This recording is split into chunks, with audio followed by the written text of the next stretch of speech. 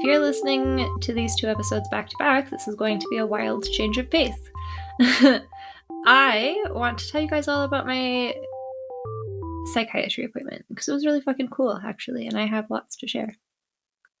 The appointment itself I made like a couple months ago, and on my last phone appointment, we decided that I could go up or down on my antidepressants.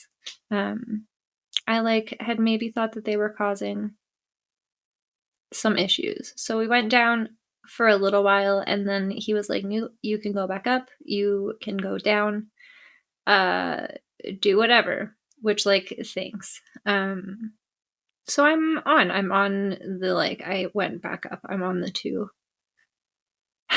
pills a night of my metrazapine, and it's cool. Everything's working really well, actually.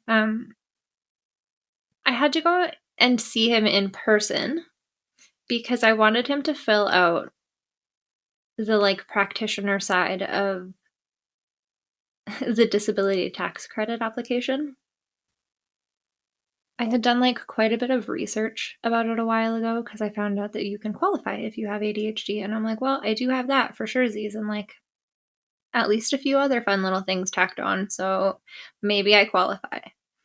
And I went over everything really extensively, and you have to qualify in one of them in all 3 of the categories, which is severely impacts these functions, is expected to continue for the next 12 months, and has been present for, I don't know, maybe it was present for the last 12 months, is expected to continue indefinitely, something along those lines. And if you don't meet all 3, so if your impairment isn't severe enough in one of them, you can qualify if you have 2. And I remember when I looked over everything the first time, I didn't think that I was going to qualify under mental functions. I thought that I was going to have to attempt to qualify under something else, which would have been really hard for me because there are things like eating or feeding yourself, but very much to do with physical disabilities, and not the fact that I have a fucking eating disorder. So I was kind of concerned going into it, but I'm like, fuck it, I'm gonna apply. I do think that I should qualify because if anything, being on medication that works for me has made it even more fucking apparent that I don't know how the fuck I was functioning at all before, but not well. And now I am functioning better than previously, but still not fucking great. I often have the conversation with Brianna that I just shouldn't be allowed to just fucking run my life. That's so irresponsible. Whoever approved this is doing a terrible job. So I asked him if he would fill this out for me, and he said that I had to go see him in person. And he also asked me to take him a statement. Specifically, he was like, I can't tell them that you can't work if you have been working. I need you to bring in a statement. And I'm like, okay, cool, done. That was a couple months ago. I didn't write the statement until I started the weekend before, and then finished it literally a day before my appointment. I was having a really hard time writing it because I didn't have a format to follow. And I fucking hate doing documents when I don't have a format to follow. I'm a fucking legal assistant. It drives me crazy when I don't have precedents to work off of. This job has made me so neurotic in so many areas of my fucking life, and it is kind of hilarious. Brianna the other day sent me an Amazon ad that she got for pastel colored little legal notepads. And I need them because they're my favorite thing to write on. And they're cute colors, and just, it's silly. It's really silly. But I was having a really hard time because I don't like drafts. That's a very neurodivergent thing, to not be able to do first drafts because it has to be perfect the first time. And that's not fucking realistic when I have no idea what the shit I'm doing. So I was really struggling to get all my thoughts out cohesively. I got 2,000 words deep. And then my brain was like, no, this is not what we're gonna do. So then I actually just like responded to each point under the mental functions listed on the CRA website as criteria. And I wasn't necessarily prepared for that. I was prepared to like give him a statement of the like effects on my life, but I wasn't prepared to go through those prompts like one by one and tell him and the government how like deeply this impacts my life. And I think I got about halfway through and sent Brie, I think just a voice note that said, I am just like not all right mentally. And like, of course, with my past, that was kind of concerning. So they had to confirm that like I'm okay mentally now, just like in general. And like, yeah, just in general. But like, in general, I'm fucked. Honestly, it was illuminating. I hated all of it, actually. There was specifically points about delusions. And I think that those were the ones that got me the first time that I read through it, because I'm like, I'm not delusional. I don't have delusions. Well, I have come to some very fun realizations.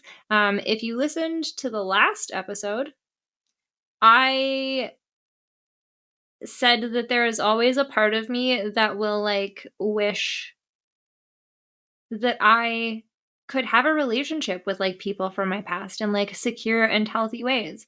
But that's not realistic. And because that is a delusion. Dun, dun, dun. I hated that realization. I hated it a lot. And then another realization that I hated even fucking more. And we're not going to get too into it because me and Brie were going to make a podcast episode about it when I was in Regina for this appointment, and then we didn't. But they're coming out in like 2 weeks. So I think that then is going to be the time that we discuss. I have talked before about just like the fact that I get crippling anxiety and like death spirals before I go to sleep at night if I lay in my bed for too long. And like it's really fucked up. I really don't like it. Specifically because they feel so real and the danger feels like just so imminent that I am terrified to talk about them to anybody.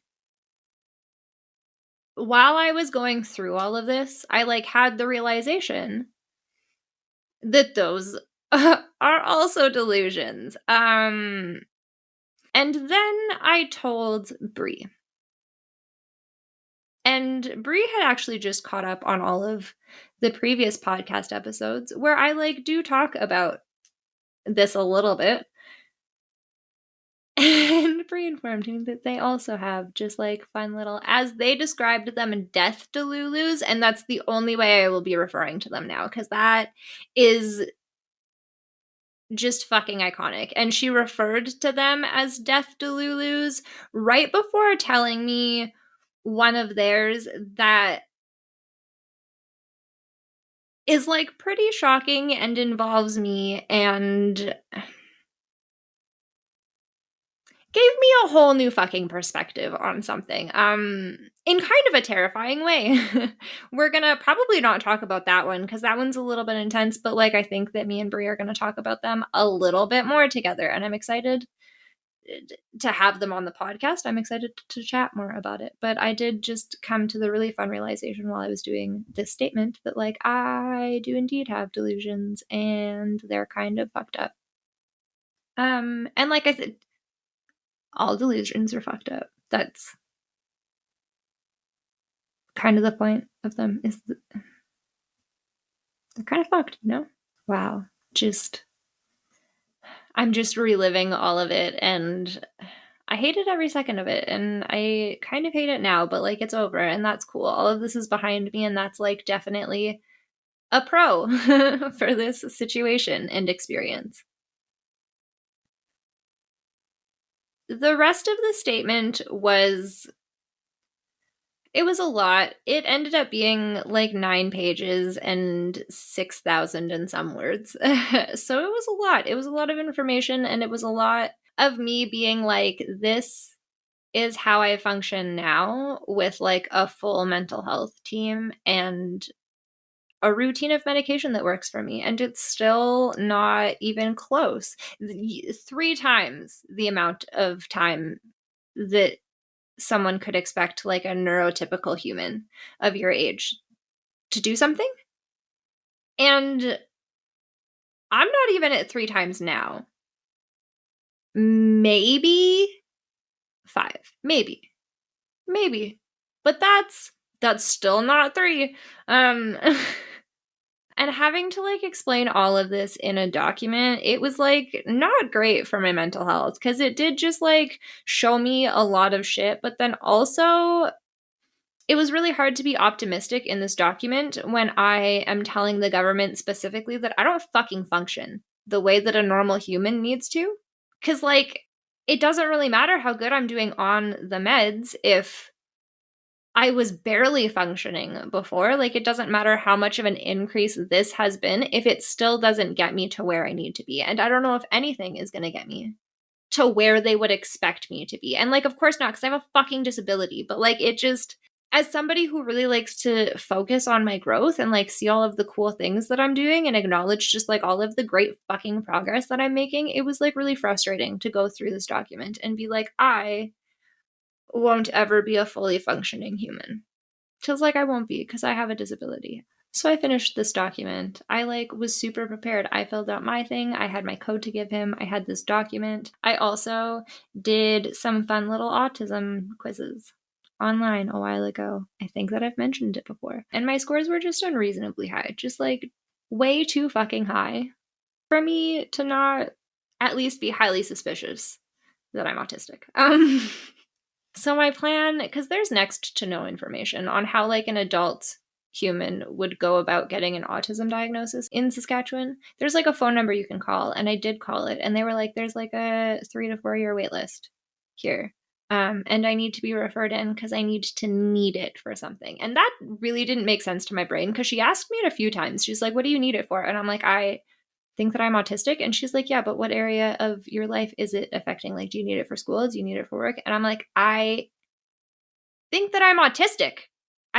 It's affecting all areas of my life. I don't understand your question, ma'am. So that was frustrating. She told me that I could like call another number and do it privately, but she said like 3,500. I have had another really cool human tell me like 4,500 for private. I think 4,000 to 4,500. Anyways, that's way more money than I am prepared to spend. So I wanted to just like chit chat about it with my psychiatrist. And I was kind of prepared for him to be like, I can't diagnose you because there's no way that all of these things exist if like psychiatrists can just diagnose people. And like, I really don't understand why they can't. When their job is specifically to diagnose people with conditions noted in the DSM. And I really don't get it, but that's fine. It's not for me to get. So I went in there. I had chatted with said very cool human prior, and like had some resources come in my way, but I was very prepared to go in there just like super fucking disappointed. But I went anyways with my fun little 6,000 word personal statement on my impairment on my mental functions and my like code for disability and both of my autism self-assessment quizzes printed out. And it was a lot of paper. And I got there and I was just like, here's the thing.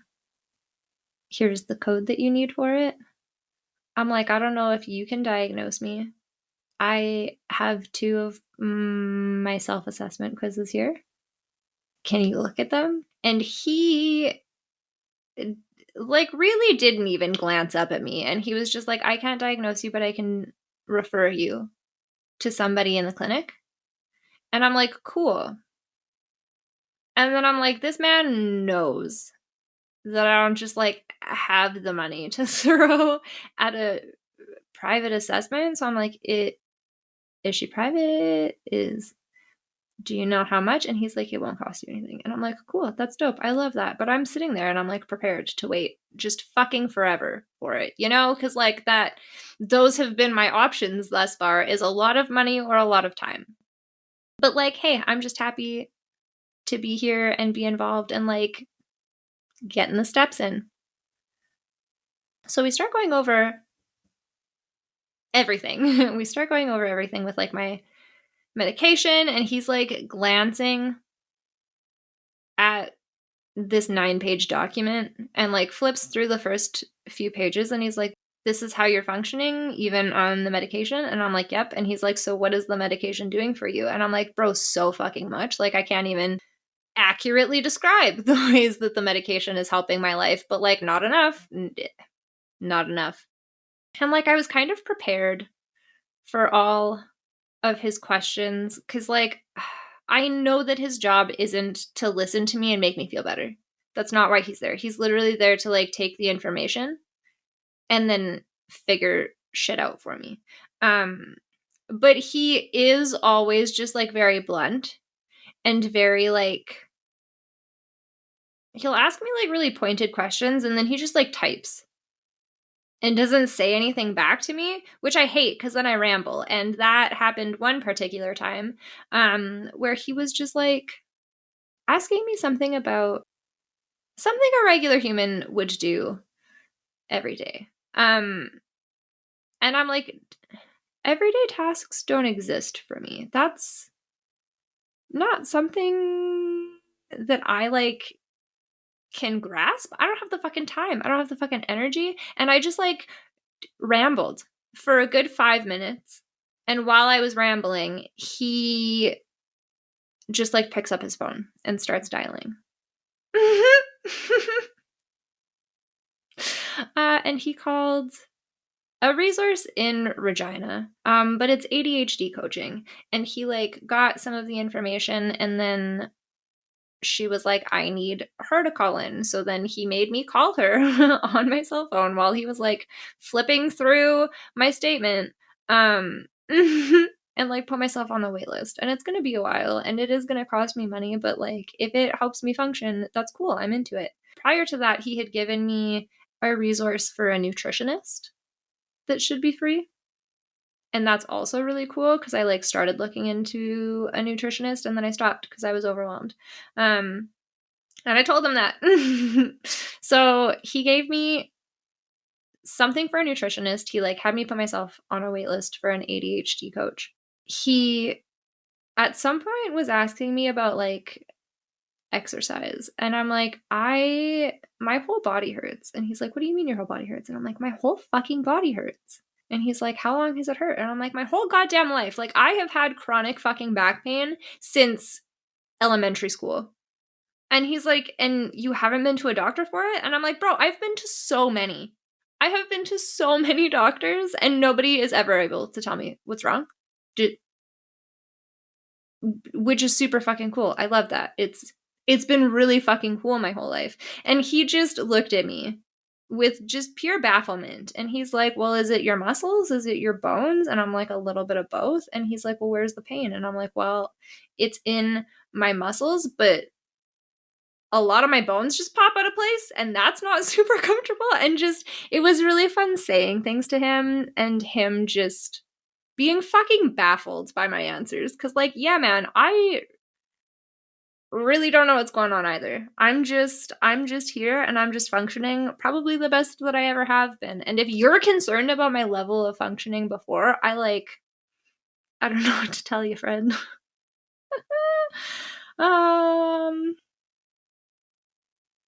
It was fun. It was a good time.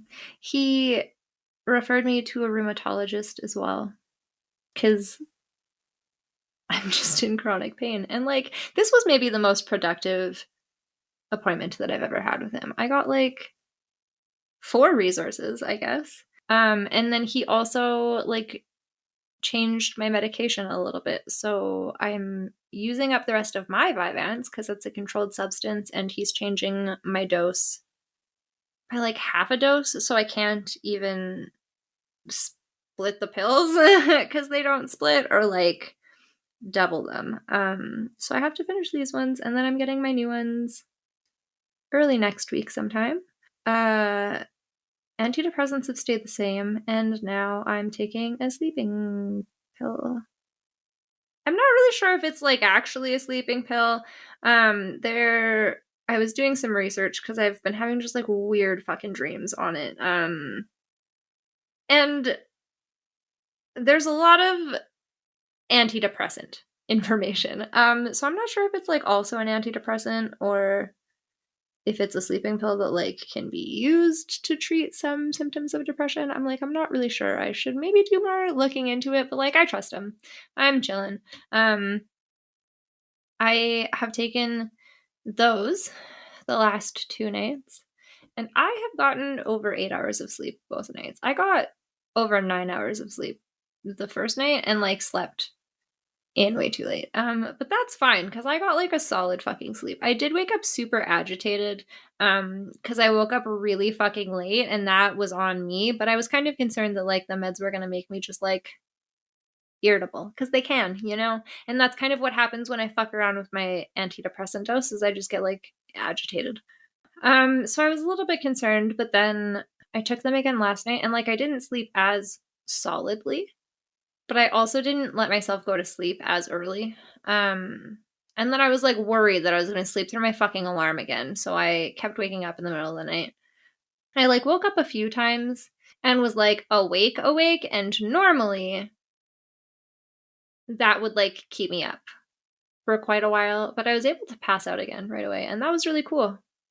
I'm having a good time being able to sleep. Even just like I think a few good nights of sleep would do fucking wonders for me. And then I woke up this morning and I was in a great mood because I got a good amount of sleep, and I actually was like so productive at work, and I got so much shit done, and it's been a good day. And then fucking shithead just like came in and fucked my shit up, but that's fine. It's fine.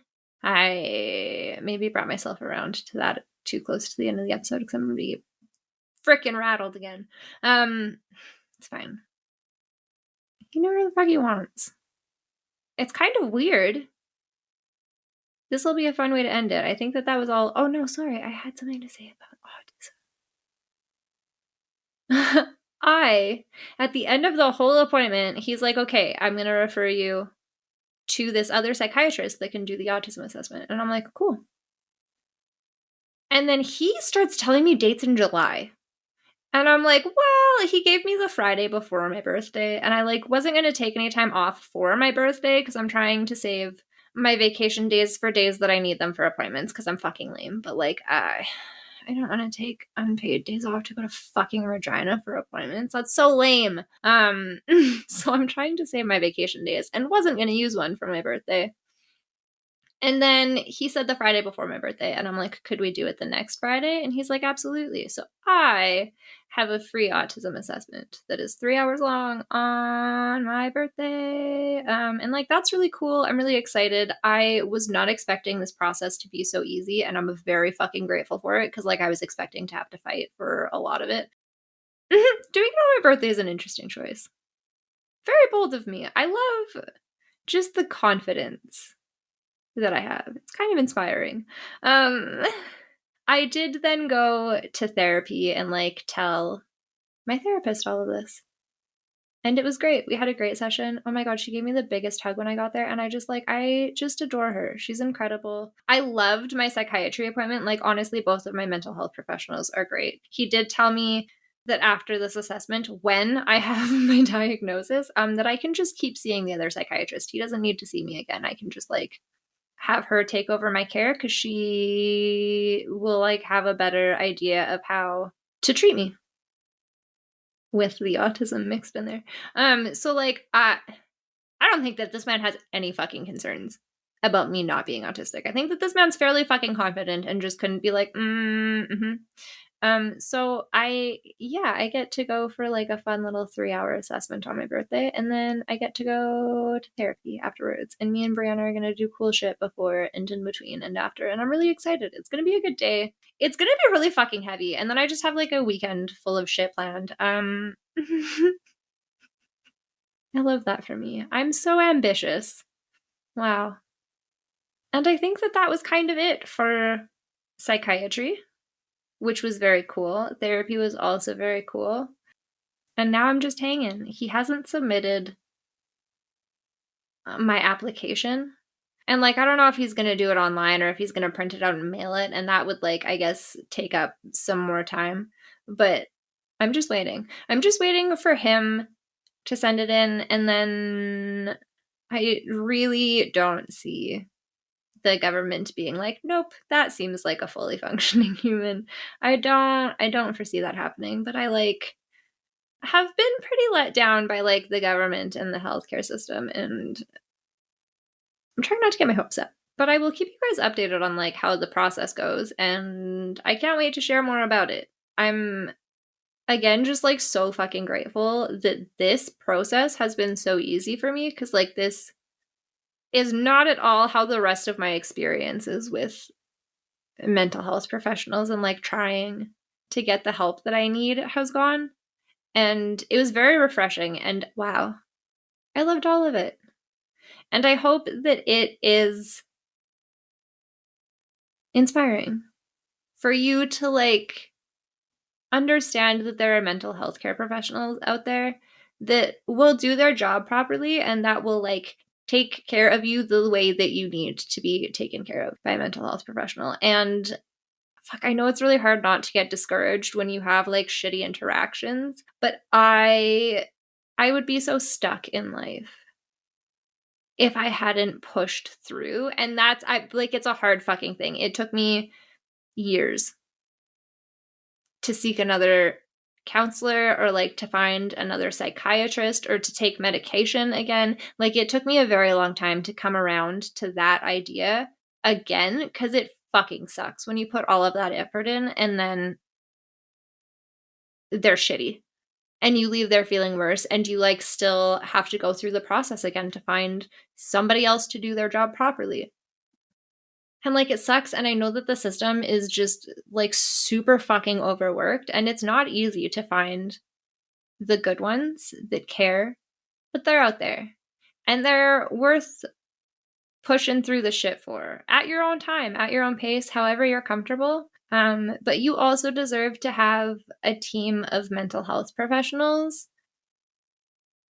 that help you the way that you need to be helped and that don't make you feel worse when you leave there. And like, therapy is kind of a hard one with that, because I don't know that I even started really enjoying therapy until I didn't have to go every 2 weeks and I wasn't like constantly anxious that we were going to uncover something and she was going to be like, this is a big realization that you've never had. Because like, that happens a lot. Sometimes one day I went into therapy really fucking excited and then I cried the whole time. She said like 2 words to me and then I just started sobbing, and then I had to talk to her through tears for the rest of the fucking appointment. And like, that doesn't ever happen. It's really hard with mental health professionals because you don't necessarily always leave there feeling great, but you should leave there feeling validated and supported, and like you are better equipped to handle whatever you're facing now than you were before you went into the appointment. And again, those mental health care professionals are out there. They're worth a little bit of the push. And also, so is like a good medication routine. I didn't ever see myself as being the type of person that like took 3 separate medications a day, but also if this is what I need to function and then also to fucking sleep,